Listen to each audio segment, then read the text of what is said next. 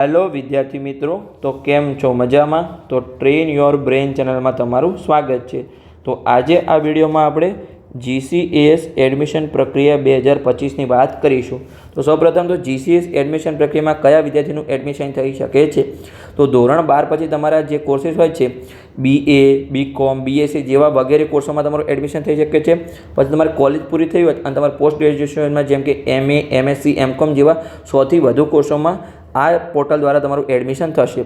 અને કોલેજમાં એડમિશન લેવા માટે જે ક્વિક રજિસ્ટ્રેશન શરૂ થયું છે એ દરેક વિદ્યાર્થી માટે કરવું ફરજિયાત છે. એટલે તમારા જે પણ મિત્રને આ પ્રક્રિયા વિશે જાણ ન હોય તો એને વિડીયો શેર કરો તો એને પણ માહિતી મળી શકે અને એ પણ રજિસ્ટ્રેશન કરી શકે છે. તો સૌપ્રથમ તો આપણે માહિતી મેળવીએ એની. તો અહીંયા એક આપણને પેજ આપવામાં આવ્યું છે, એની આપણે સંપૂર્ણ માહિતી અહીંયા મેળવીએ. તેમાં શું લખેલું છે તો અહીંયા જોઈએ આપણે કે GCASનું પૂરું નામ છે ગુજરાત કોમન એડમિશન સર્વિસ. તો એમાં શું છે, એક નારો આપવામાં આવ્યો છે કે અરજી 1 અને વિકલ્પ અનેક. એટલે કે તમારે પહેલાં કેવું હતું, તમારે ધારો કે MS વડોદરામાં એડમિશન લેવું, MS યુનિવર્સિટીમાં, તો ત્યાં તમારે ફોર્મ ભરવા જવું પડતું હતું અને પછી તમને કોલેજમાં એડમિશન મળ્યું તો ત્યાં તમને બોલાવતા હતા. અને જો તમારે ગુજરાત યુનિવર્સિટીમાં પણ ફોર્મ ભરવું તો ત્યાં પણ તમને ફોર્મ ભરવા અલગ અલગ યુનિવર્સિટીમાં તમારે અલગ અલગ જગ્યાએ ફોર્મ ભરવા જવું પડતું હતું. એટલે તમારે હવે કંઈ નથી કરવાનું, ખાલી તમારે ઘરે બેઠા બેઠા રજિસ્ટ્રેશન કરવાનું છે અને આગળના જે 5 સ્ટેપ છે એને તમારે ફોલો કરવાના છે. તો આપણે જોઈએ કે કયા કયા કોર્સીસમાં એમાં એડમિશન થશે. તો ધોરણ 12 પછીને મેં કીધા એવી રીતે તમારે સરકારી યુનિવર્સિટીમાં BA, BCom, BSc જેવા વગેરે જેવા સ્નાતક કક્ષાના કોર્સો એટલે કે અંડર ગ્રેજ્યુએટ કોર્સો, પછી સ્નાતક પછી તમારા MA, MCom, MSc જેવા અનુસ્નાતક કક્ષાના કોર્સો, એવા 100થી વધુ અભ્યાસક્રમોમાં GCAS પોર્ટલ મારફતે તમારું એડમિશન પ્રક્રિયા એટલે કે એડમિશન તમને પ્રવેશ મળશે. પછી એમાં શું કીધું છે કે જે અભ્યાસક્રમોમાં પ્રવેશની પ્રક્રિયા આ 3 વેબસાઇટ દ્વારા ન થતી હોય તેવા તમામ સ્નાતક અને અનુસ્નાતક કક્ષાના અભ્યાસક્રમમાં પ્રવેશ મેળવવા માટે GCAS પોર્ટલ પર ક્વિક રજિસ્ટ્રેશન કરવું ફરજિયાત છે. એટલે તમારા જે પણ મિત્રને જાણ ના હોય એને હાલને હાલ વિડીયો શેર કરો તો એને સંપૂર્ણ માહિતી મળી શકે. તમને માહિતી મળી છે તો તમારા મિત્રને પણ માહિતી જણાવો.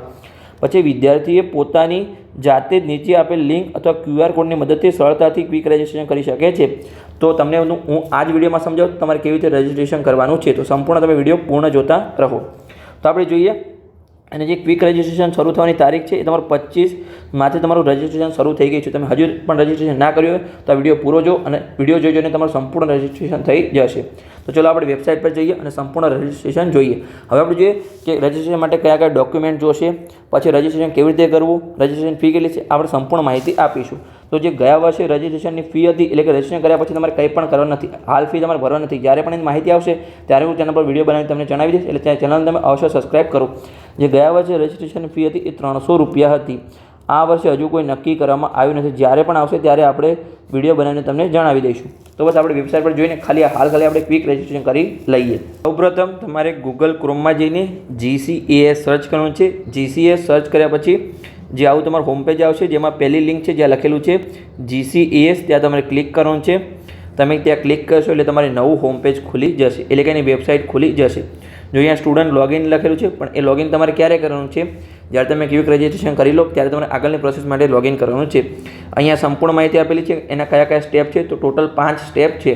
તમારે ફોર્મ ફિલિંગ કરવાનું છે, પછી ફોર્મનું વેરિફિકેશન કરવાનું છે તમારી કોલેજ અથવા યુનિવર્સિટી ખાતે, પછી તમારે એનું મેરિટ લિસ્ટ આપવામાં આવશે, પછી મેરિટ લિસ્ટના આધારે તમને કન્ફર્મ એડમિશન આપવામાં આવશે, તમારે કઈ કઈ કોલેજમાં એડમિશન મળ્યું છે, અને પછી તમારે જ્યાં પણ એડમિશન મળ્યું ત્યાં તમારે રિપોર્ટિંગ કરવાનું રહેશે.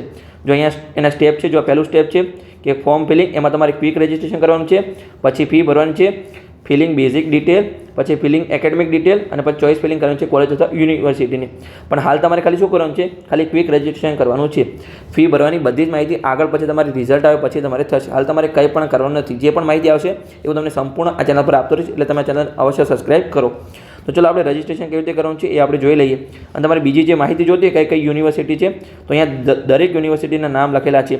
વીર Narmad south Gujarat university, Gujarat university, Hemchandracharya north Gujarat university, Kranti Guru Shyamji Krishna Varma Kutch university, Maharaja Krishnakumar CG Bhavnagar university, પછી Sardar Patel university, Saurashtra university, Shri Somnath Sanskrit university Veraval, Shri Govind Guru university, Shri Maharaja Sayajirao university of Baroda, પછી Indian institute of teacher education, doctor Baba Saheb Ambedkar open university, Bhakta Kavi Narsinh Mehta university, children's research institute university અને ગુજરાત ટેકનોલોજી યુનિવર્સિટી GTU. તો આટલી university આ admission પ્રક્રિયામાં સંકળાયેલી છે, જેમાં તમને આ વેબસાઇટના આધારે તમને એડમિશન મળશે GCAS પોર્ટલ દ્વારા. તો તમારે રજિસ્ટ્રેશન કરવા માટે શું કરવાનું છે? જો અહીંયા 2 સ્ટેપ છે કે તમે ઓલરેડી રજિસ્ટ્રેશન કર્યું હોય અથવા એપ્લાય નાવ, તો સૌપ્રથમ તમારે અહીંયા જે આ એપ્લાય નાવ છે બ્લુ કલરનું, ત્યાં તમારે ક્લિક કરવાનું છે એપ્લાય નાવ. તો તમે ત્યાં ક્લિક કરશો તમારે હોમ પેજ ખુલી જશે. તો એમાં તમારે શું કરવાનું છે? તમારે પ્રોગ્રામ ટાઈપ એટલે કે તમારો અભ્યાસક્રમનો પ્રકાર, તમારે ક્યાં એડમિશન લેવાનું છે. જો તમે ધોરણ 12 પછી એડમિશન લેતા હોય તો તમારે અંડર ગ્રેજ્યુએટમાં એડમિશન લેવાનું છે, અને જો તમે કોલેજ તમારી પૂરી થઈ ગઈ તમારે પોસ્ટ ગ્રેજ્યુએશન એડમિશન લેવું, અનુસ્નાતક, તો તમારે પોસ્ટ ગ્રેજ્યુએશન ક્લિક કરવાનું છે. તમે આગળ BSc નર્સિંગના LLB BEd MAd દરેક માહિતી અહીંયા આપેલી છે. તો અહીંયા તમારે જો ધોરણ 12 પછી કરતાં તમારે અંડર ગ્રેજ્યુએટ રેગ્યુલર ક્લિક કરવાનું છે. જો તમારા પાછી ABC ID અથવા અપાર ID હોય તો તમે અહીંયા નાખી શકો છો, પણ એની કોઈ જરૂર નથી. અહીંયા જો અહીંયા જે રેડ સર્કલ કર્યા છે, આ જે રેડ સર્કલ છે એ તમારે ફરજિયાત નાખવાના છે, બીજી તમારે માહિતી નાખવા નથી. એટલે બીજી તમારે બધી માહિતી ફરજિયાત છે. આ ખાલી તમારે અપાર ID અથવા ABC ID તમે હોય તો નાખી શકો, તો એ ના હોય તો તમારે ચાલશે. પછી તમારું માર્કશીટ મુજબ તમે અહીંયા નામ લખવાનું છે. એટલે કે તમારે ધોરણ 10 હોય, ધોરણ 12ની માર્કશીટ હોય, જે પણ તમારા જોડે હાલ માર્કશીટ હોય એનું તમારે નાખવાનું. તમારે જો ધોરણ 12ની માર્કશીટ ના હોય તો તમારે કોઈ ડરવાની જરૂર નથી. તમારે ધોરણ 10ની માર્કશીટના આધારે જે નામ હોય એ તમે અહીંયા નાખી શકો છો.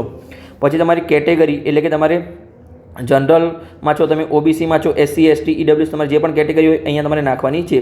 પછી આગળ આપણે જોઈએ તો કે જેન્ડર તમારી જાતિ કઈ છે, મેલ ફિમેલ અથવા ટ્રાન્સજેન્ડર તમારે જે પણ હોય તમારે નાખી દેવાનું છે. પછી તમારી અહીંયા જન્મ તારીખ નાખવાની છે તમારી જે પણ હોય. પછી તમારે અહીંયા ક્લિક કરી લેવાનું છે, જે અહીંયા આ બોક્સ છે એમાં તમારે ક્લિક કરી લેવાનું છે. એમાં તમારે કોઈ વાંચવાની જરૂર નથી, તમારે વાંચવા તમે વાંચી શકો છો. એટલે કે હું સંમતિ આપું છું કે આ મને ઈમેલ ID અને મોબાઈલ નંબર તમારો જે પણ રેગ્યુલર એ તમારે નાખવાનો છે. અહીંયા તમારી ઈમેલ ID નાખવાની છે તમારી જે પણ હોય એ, અને અહીંયા તમારો મોબાઈલ નંબર લખવાનો છે બંને જગ્યાએ. પછી તમે ગેટ OTP પર ટિક કરશો તો તમારી ઈમેલ ID પર એક OTP આવશે અને તમારી મોબાઈલ નંબર એક OTP આવશે. તમારે બંને OTP નાખી દેવાના છે અને પછી તમારે આગળની માહિતી તમારે સબમિટ કરી લેવાની છે.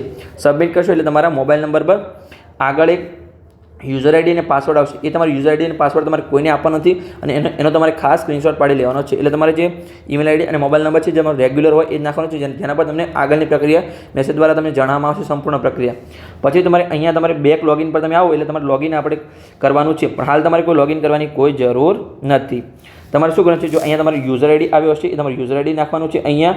પછી તમારો જે પાસવર્ડ હોય તમારો પાસવર્ડ અહીંયા નાખવાનો છે અહીંયા જે હોય, અને પછી તમારે અહીંયા કેપ્ચા કોડ નાખીને લોગિન કરી લેવાનું છે. પણ હાલ ખાલી આપણે ક્વિક રજિસ્ટ્રેશન જરૂર છે. લોગિન કર્યા પછી તમારે ફી ભરવાની છે. સંપૂર્ણ પ્રક્રિયા આપણે આગળ જ્યારે પણ આવશે ત્યારે તમને જણાવીશું. તો તમારે જો અહીંયા શું લખેલું છે કે ન્યૂ યુઝર હોય એમને અહીંયા ક્વિક રજિસ્ટ્રેશન કરવાનું છે.